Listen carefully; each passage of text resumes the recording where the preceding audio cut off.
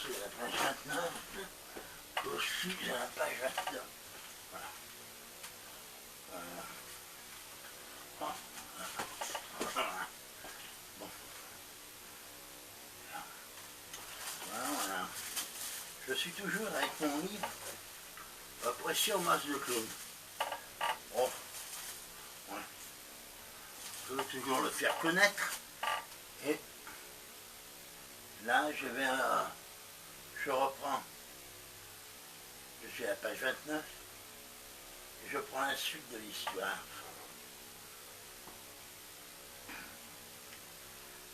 Mon père emménage la deuxième pièce du grenier et en fait la cuisine. L'atelier peut exister sur tout le rez-de-chaussée. La pièce où on entre et qui servait de cuisine sert d'atelier de montage. C'est là où se trouve l'établi. Dans la pièce qui servait de chambre sont installées les machines. Dans le flot, du côté opposé à la porte et sur toute la largeur, la fameuse ponceuse. Dans son milieu, la combinée rassemblant plusieurs machines, la toupie, la dégauchisseuse, dessous la raboteuse et sur un côté la mortaiseuse. Il peut même l'utiliser comme scie circulaire, ce qu'il fait parfois. En entrant dans la pièce sur la droite, la scie à ruban, pour permettre de pouvoir couper de longues pièces de bois. Mon père avait un regard dans le mur le séparant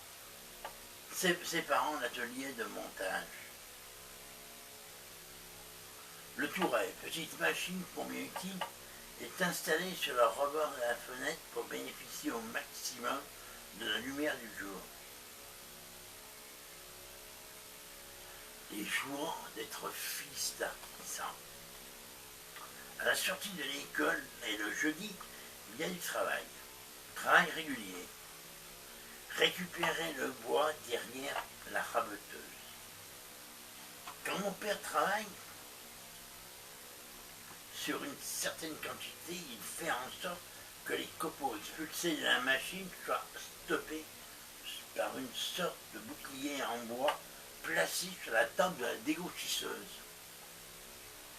Quand il estime que le nombre de pièces à raboter ne justifie pas cette manipulation, on en prend plein la gueule de ces copeaux. Cette saloperie s'infiltre de partout. Le bouclier est la rallonge en bois qu'il place, quand il est seul, en prolongement de la table de la raboteuse pour ne pas que le bois tombe une fois raboté et qu'il puisse venir les récupérer si je rentre de l'école.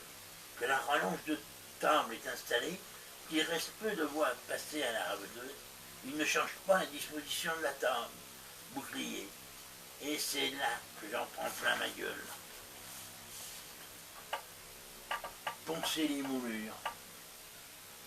Là, on reste des heures avec un papier verré très fin à passer et repasser. Quand on croit atteindre la perfection du toucher et que l'on appelle le père, il effleure le bois et dénonce une aspérité qu'il est le seul à soupçonner.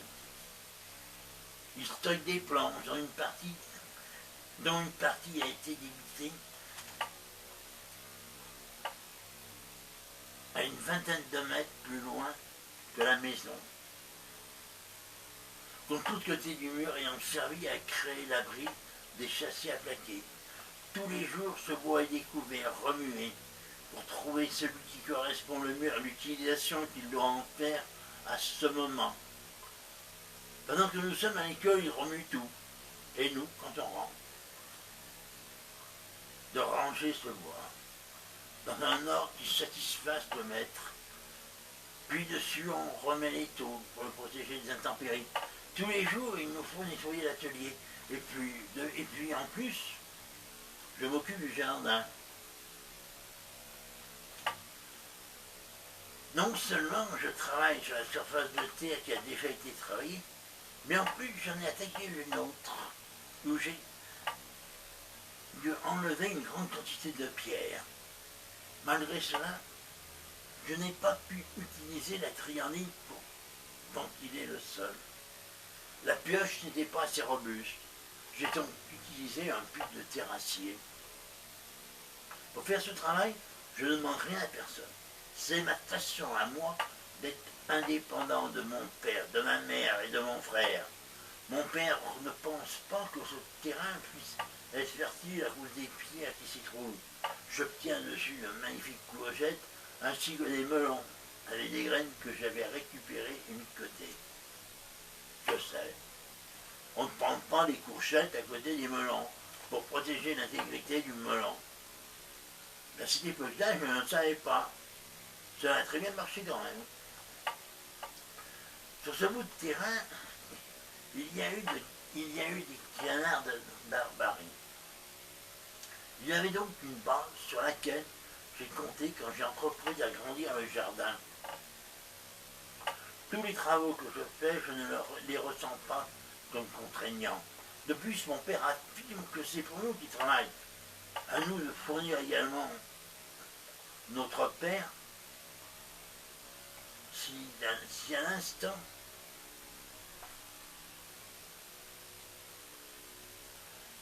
l'instant où on fait une chose, cette chose a du sens pour soi et son environnement, cette chose n'est pas une contrainte du fait que l'on ne se dégrade pas en la faisant.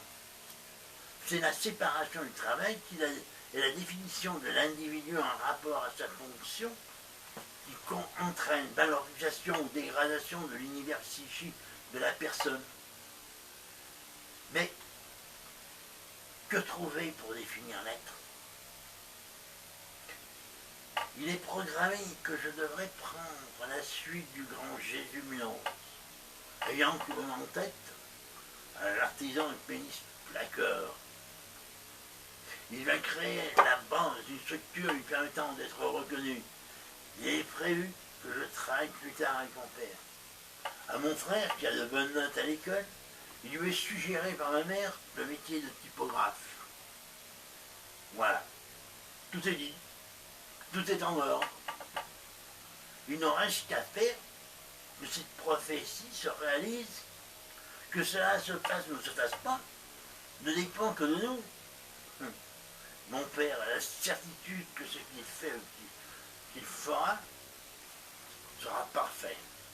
Si les choses ne se réalisent pas, nous en serons tous responsables, sauf lui. Sa grande ambition, même si pour l'instant il n'en a jamais eu, est de posséder la plus belle voiture de Saint-Priest. Quelqu'un lui a donné un fourgon. Comment est-il venu là? Il ne marche pas. Il se trouve sur un bout de terrain dont il peut disposer, juste à côté du mur de la cabane. Dans les deux pièces que nous occupons à l'étage, il n'y a d'intimité pour personne. On voit le père, la mère à poil, se laver le cul à l'évier. Le père puise dans l'évier, la mère puise dans une cuvette qu'elle verse dans l'évier. Les enfants nous faisons pareil. On entend les débats sexuels des parents. On ne ferme en fait ni les yeux ni les oreilles. Est-ce le fait des normes de la société qui peut rendre ces expériences peut-être traumatisantes? Ou les tabous de l'Ancien Testament faisant que l'enfant ne doit pas voir ses parents nus sont-ils issus d'une connaissance de l'être humain et les conséquences que cela peut entraîner? J'ai plutôt la certitude que l'être humain, quel qu'ait été son vécu et son éducation, aura toujours en lui un certain nombre de traumatismes. Toujours pris dans le désir d'être proche de l'autre et sa nécessité absolue de s'en différencier pour pouvoir exister. Tout ce qui a été fait et dit sur un être humain ou par un groupe d'êtres humains sera remis en cause par un autre être humain ou un autre groupe d'êtres humains. Chaque moment de l'histoire modifie le moment d'après. La révolution étant permanente, les idées se transforment au gré des modifications matérielles de l'environnement des hommes.